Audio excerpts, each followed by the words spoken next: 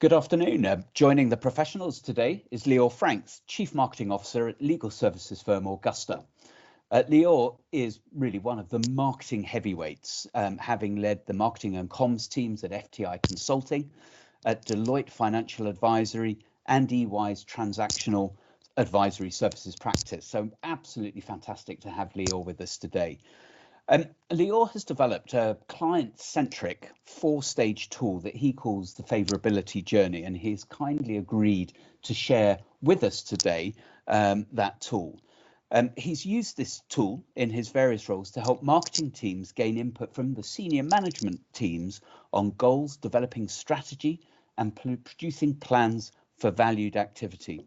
So welcome, Leor. Thank you for joining us. It's really appreciated. Perhaps as a way to kick off, you could introduce the Favourability Journey and tell us why it's relevant for professional services firms. Sure, Matt. Well, thank you very much for the invitation. Great to be here. So I've developed this tool over the last decade in various director roles that Matt has mentioned. And for me, it's really about understanding the market. It's about communicating with stakeholders internally.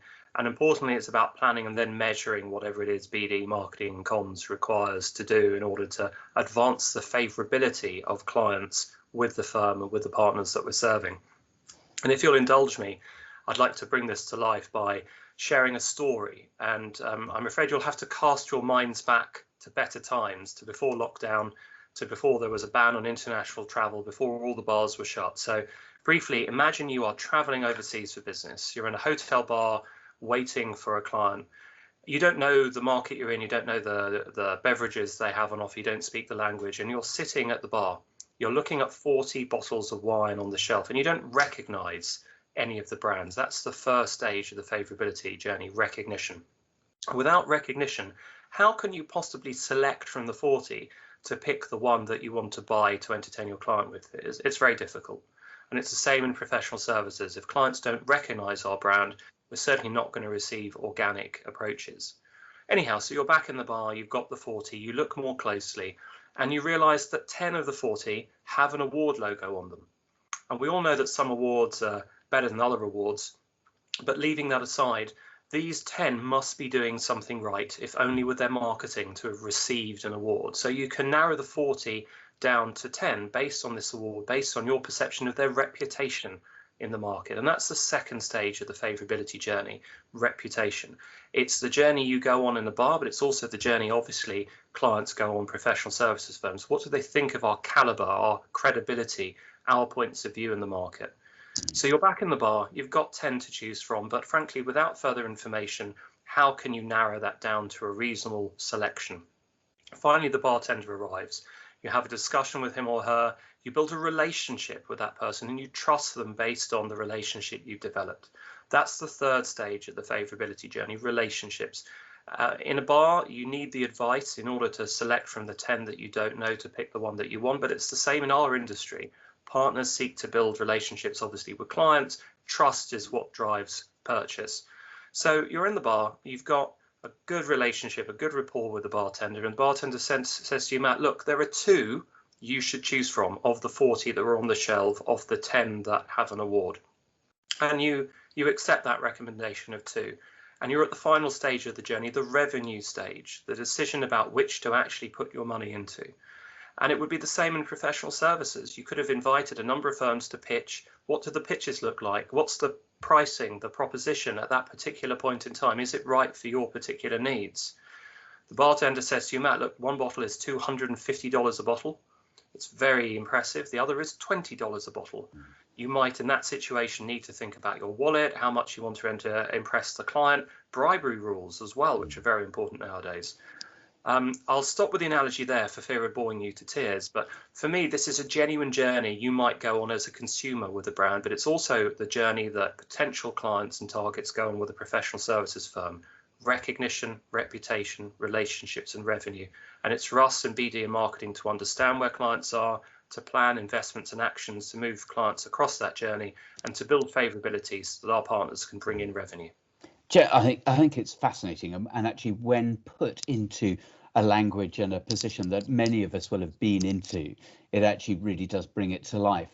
I think it would be really interesting to look at some of those stages in just a little bit more detail, if that's okay. And obviously the starting point is the recognition stage, obviously. I mean, how can firms build a picture of how well they are known in a market? Why is that important, and how can they do that?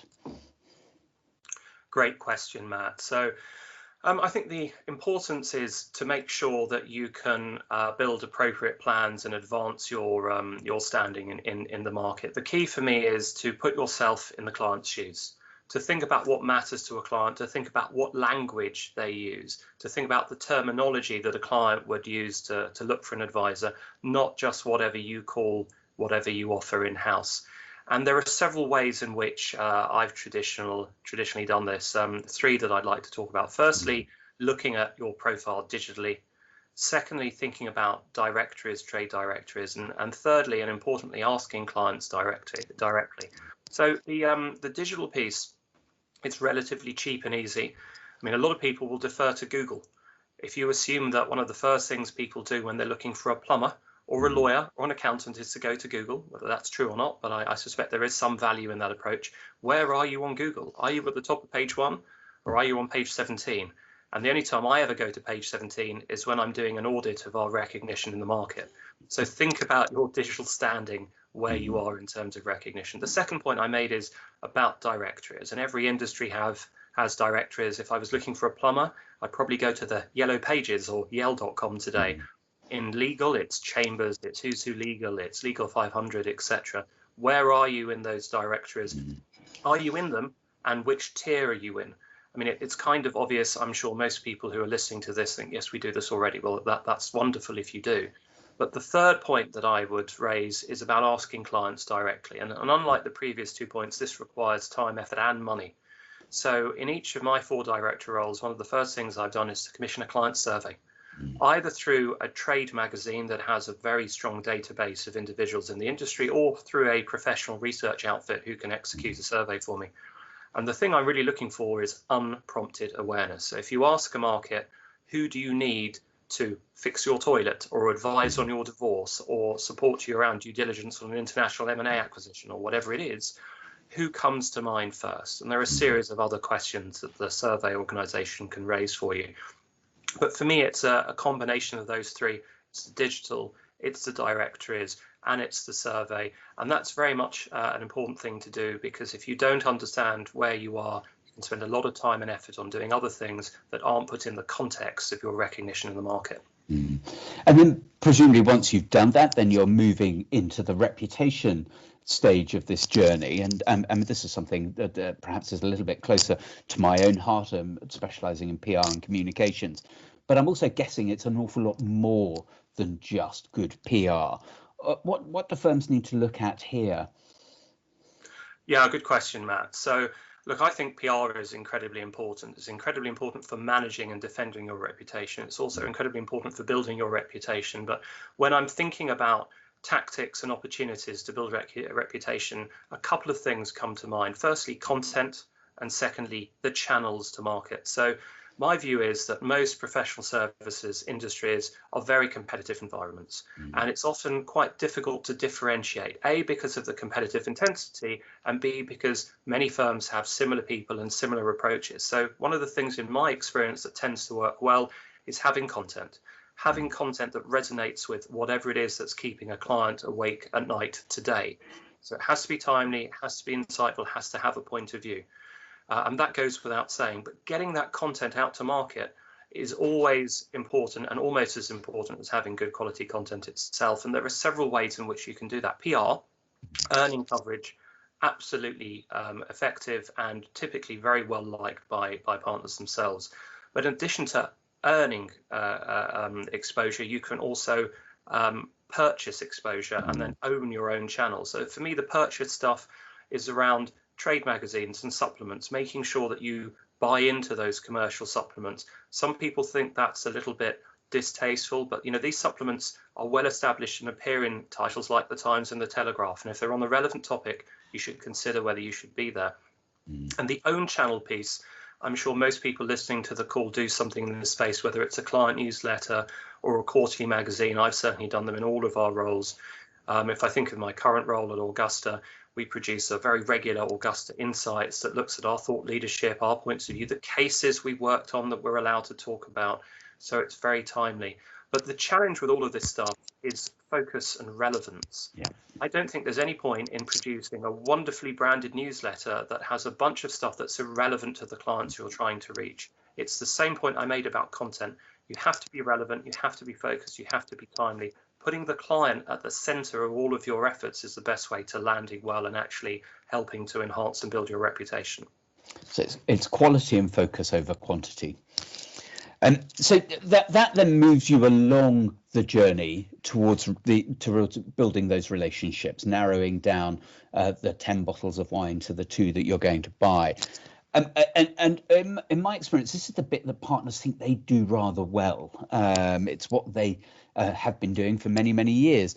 But again, I'm guessing there is more to it than just a partner taking out a favoured client for lunch.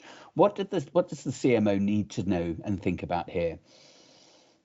Well, Matt, I think you're completely right. Most of the partners I worked with are very strong at building or maintaining relationships. I mean, some of them are lucky in that they've either inherited or been gifted relationships and they do well at maintaining them and keeping them warm. Others are great at prospecting, going out and networking in the market. And there's a variety of actions that we as BD and marketing people can take to help. And some of that will be very familiar in terms of the pitches and the proposals and that kind of thing. But for me, there are a couple of things that we should always think about to make sure we're adding value. The first one is regular communications to the client, making sure we're front of mind. And I've touched on some of the channels there, whether it's newsletters, whether it's publications, etc. Again, it has to be tailored. And sometimes it's a case of looking at what you have across the firm and pulling together the relevant strands that you can take out to the particular clients that your partners are seeking to build relationships with. On the creating new relationships piece, this is something that I think we can add a tremendous amount of value around. And I'm sure most people listening to this will have run events themselves in their own name, which is obviously a good way of getting clients in front of your brand. Or they will have sponsored events with industry organizations. I think a mixture of those channels, very important. I particularly value opportunities to bring in clients who don't already know us. And that's one of the great things about industry networks and associations. Where possible, I've always sought to hold those events in-house so that people can see our firm, experience our brand, meet as many people as possible. But the key takeaway with all of this, whether it's the communications, the events, the sponsorships, is focus and tailoring and making sure you're offering the right mix of opportunities to clients, not just shoving whatever you have down the email pipe or in front of them. Being focused is key again. Yeah. And finally, and this is where it all rests, is revenue. Show me the money. I guess you mean much more than simply tying back the day-to-day BD activity to fees won. So again, what does the BD team need to keep in mind here? I think you make a very good point, Matt. I think most BD teams, and certainly the ones I've led, do a really good job of assisting on pitches and proposals, tracking pipeline and making sure client data is up to date. And that's all fundamentally important. But I think there is a need in many firms to add further value. In fact, there's an industry organization that surveyed 70 leaders of professional services firms earlier on this month in November 2020. And what it identified was that a lot of leaders were looking for 3 things. They were looking for intelligence, they were looking for coaching, and they were looking for introductions. Probably not a surprise that people want those things, but if I bring them to life, the intelligence piece, something that I've always sought to deliver, is around what's going on in the market. What are our clients doing? What are our competitors doing? There are a variety of tools one can use to do that. But it's not simply about copying and pasting an article into an email. It's about thinking about, is it relevant, why it matters, adding some value, looking at the particular nugget of information that is valuable and helping the partner to get that to the client. Whether that's drafting an email to a client saying, I see your competitor has done X, what do you think about it? Or I see your firm is doing Y, can we help? So providing that timely intelligence that's actionable, that can actually lead to a client interaction is important. The coaching piece can add a tremendous amount of value. In my last 3 roles, we've run workshops for partners role play based workshops where we've either had professional actors or other partners acting as clients and observing how partners work with them. And in some situations, we've actually recorded that on video and fed that back, allowed partners to witness what they're doing. Part of that is about presentation skills and helping people to improve their projection and their articulation. A lot of it is actually about listening, which is a hard thing to teach, especially to experienced partners. And that's where watching back yourself on video can be a really good way of learning about how to improve those listening skills. And the final point I made earlier on, I think is a really critical one, and it's around the client introductions piece. And a lot of BD and marketing people will say, hold on, that's not what I'm here for. I'm here to enable, I'm here to facilitate, I'm here to create. I'm not there to actually bring in clients. There will be some people in firms who have that as their job, people who perhaps have been a barrister's clerk or have that black book or have a sales focus. But there are ways, I think, that we can all look to add value around these introductions. And one of the things that I found particularly effective, I've talked about trade associations for events. Trade associations obviously have members. And as a BD person, it's often relatively easy for me to ask my counterpart at these associations for introductions to some of their members. I'm not talking about give me a list of everyone's emails, obviously not GDPR compliant. More about there's a particular member my partner would love to be introduced to. This is the value he can add. Can you facilitate an introduction? And over the 20 years I've been in this industry, I've rarely had that request refused, as long as it's logical and there's value added. It's not purely about sales. So to summarize, obviously it's the basics of pitches and proposals, but it's the intelligence, finding opportunities. It's the piece about coaching, helping people to learn and develop. And where you can, seeking to actually provide introductions is obviously very valuable. What I particularly like about this model is how practical a model it is. It's not a theoretical or academic model that is then quite hard work to implement and put into practice. It's something I think everybody, whether a one-person marketing team in a smaller firm or in a much larger firm, can actually adopt and embrace. One final question, Leor, that these models often look great on paper, but cracks can show when they're put into practice. And perhaps the biggest area there is getting buy-in from the internal audience and partners. How should the BD teams go about securing that and maintaining that engagement? Yeah, I think that's a really good challenge to raise, Matt. I mean, I've never had a problem with getting buy-in from this model, and I think for two reasons. One, because it's client-centric, and two, because it's all about measurability. So on the client-centric piece, in each of my director roles, when I've arrived, one of the first things I've done is to ask partners for feedback on the work that they've received from BD and marketing in the past. And one of the challenges often has been it's disconnected from the specific needs the partners have with their client. This tool is all about auditing our relationships with clients, understanding where they are with recognition, reputation, relationships, and revenue. What is their favorability to us?